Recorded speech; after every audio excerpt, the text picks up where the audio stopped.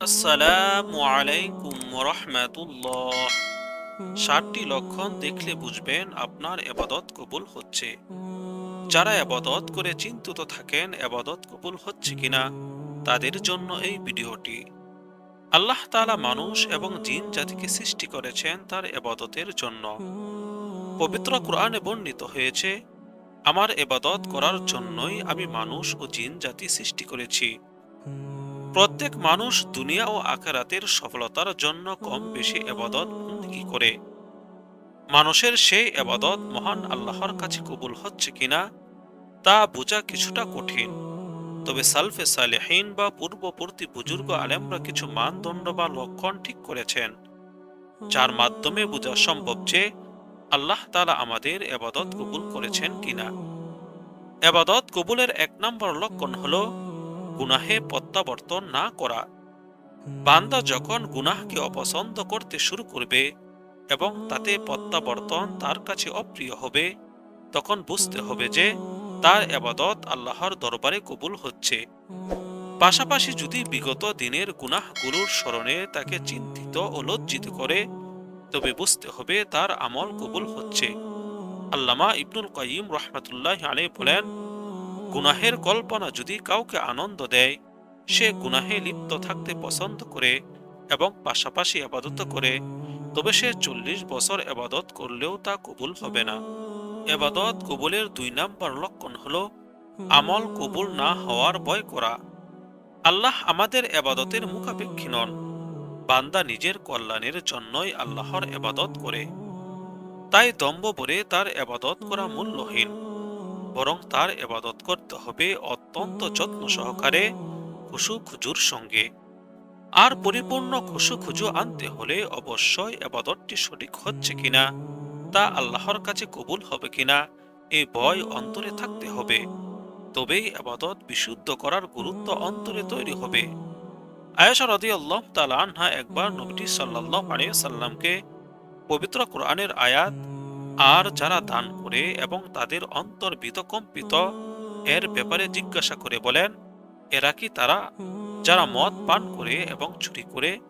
নবীজি সাল্লাল্লাহু আলাইহি সাল্লাম বললেন, না হে সিদ্দিক তনয়া, বরং এরা হলো ওইসব লোক যারা সিয়াম পালন করে, নামাজ আদায় করে, সদকা দেয়, অথচ তাদের পক্ষ থেকে এসব কবুল না হওয়ার আশঙ্কা করে। এরাই তারা যারা কল্যাণের দিকে দ্রুত ধাবমান এবং তার দিকে অগ্রগামী। ইবাদত কবুলের 3 নম্বর লক্ষণ হলো নিজের আমলকে ছোট করে দেখা।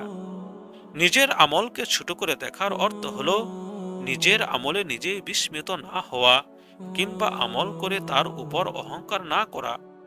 মহান আল্লাহ মানুষের শরীরেই যতগুলো নিয়ামত দিয়ে রেখেছেন, সারা জীবন আমল করেও সেগুলোর যথাযথ হক আদায় করা সম্ভব নয়। তাছাড়া আমল নিয়ে অহংকার করলে আমলের সব বিনষ্ট হয়, নেক আমলে অলসতা চলে আসে।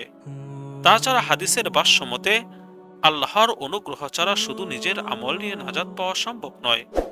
আবু হুরায়রা রাদিয়াল্লাহু তাআলা আনহু বলেন, রাসূল সাল্লাল্লাহু আলাইহি সাল্লাম বলেছেন, কশিন কালেও তোমাদের কাউকে নিজের আমল নাজাত দিবে না। তারা বলেন, হে আল্লাহর রাসূল, আপনাকেও না? তিনি বললেন, আমাকেও না। তবে আল্লাহ তাআলা আমাকে রহমত দিয়ে ডেকে রেখেছেন, তোমরা যথারীতি আমল করে নৈকট্য লাভ করো। তোমরা সকালে, বিকেলে এবং রাতের শেষ ভাগে আল্লাহর ইবাদত করো, মধ্যপন্থা অবলম্বন করো। মধ্যপন্থা আমাদের লক্ষ্যে পৌঁছাবে। ইবাদত কবুলের 4 নম্বর লক্ষণ হলো ইবাদত কবুলের আশা করা। আল্লাহর রহমতের আশা ছাড়া শুধু আল্লাহর ভয় মানুষকে সঠিক পথে পরিচালিত করতে যথেষ্ট নয়। কেননা আশা ছাড়া শুধু ভয় মানুষের হতাশা বাড়ায়, আর ভয় ছাড়া শুধু আশা মানুষকে বেপরোয়া করে তোলে, যার দুটোই মানুষের জন্য ভয়ঙ্কর। আর যখন আল্লাহর প্রতি ভয় ও আশার মিলন ঘটে, তখন আল্লাহর প্রতি ভয় থেকে ইবাদতে খুশু খুজু আসে, আর তার রহমতের আশায় ঈমান বৃদ্ধি পায়। ইবাদত কবুলের 5 নম্বর লক্ষণ হলো নেককার ব্যক্তির সংস্রব ভালো লাগা। যারা নেককারদের সঙ্গে উঠা বসা করতে পছন্দ করে আর বদকার থেকে দূরে থাকে, তারা আল্লাহর সুদৃষ্টির আশা করতে পারে। কারণ হাদিস শরীফে ইরশাদ হয়েছে, আব্দুল্লাহ ইবনে আব্বাস রাদিয়াল্লাহু তাআলা আনহু বলেন, রাসূল সাল্লাল্লাহু আলাইহি সাল্লাম আবু যর রাদিয়াল্লাহু তাআলা আনহুকে বলেন, হে আবু যর, ঈমানের কোন শাখাটি অধিক মজবুত? তিনি বলেন, আল্লাহ তাআলা ও তার রাসূলই অধিক অবগত। রাসূল সাল্লাল্লাহু আলাইহি সাল্লাম বলেন, একমাত্র আল্লাহর সন্তুষ্টির উদ্দেশ্যে পরস্পর সখ্যতা স্থাপন করা এবং শুধু আল্লাহ তাআলার সন্তুষ্টির জন্য কাউকে ভালোবাসা ও আল্লাহর সন্তুষ্টির জন্যই কাউকে ঘৃণা করা। ইবাদত কবুলের ৬ নম্বর লক্ষণ হলো আমলের ধারাবাহিকতা বজায় রাখা। আয়েশা রাদিয়াল্লাহু তাআলা আনহা থেকে বর্ণিত, রাসূল সাল্লাল্লাহু আলাইহি সাল্লাম বলেছেন, তোমরা ঠিকভাবে ও মধ্যপন্থায় নেক আমল করতে থাকো, আর জেনে রাখো যে তোমাদের কাউকে তার আমল বেহেশতে নেবে না, এবং আল্লাহর কাছে সবচেয়ে বেশি প্রিয় আমল হলো যা নিয়মিত করা হয় তা অল্পই হোক না কেন। ইবাদত কবুলের ৭ নম্বর লক্ষণ হলো বেশি বেশি ইস্তেগফার করা। বেশি বেশি ইস্তেগফার আমলকে ত্রুটিমুক্ত করে, বলে ইস্তেগফারকারীরা আমল কবুল হওয়ার ব্যাপারে আল্লাহর দরবারে আশাবাদী হতে পারে। পবিত্র কোরআনে ইরশাদ হয়েছে, অতঃপর তোমরা প্রত্যাবর্তন করো যেখান থেকে মানুষ প্রত্যাবর্তন করে, এবং আল্লাহর কাছে ক্ষমা চাও, নিশ্চয়ই আল্লাহ ক্ষমাশীল পরম দয়ালু।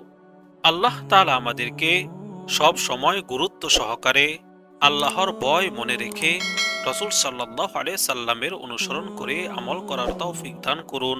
আমিন।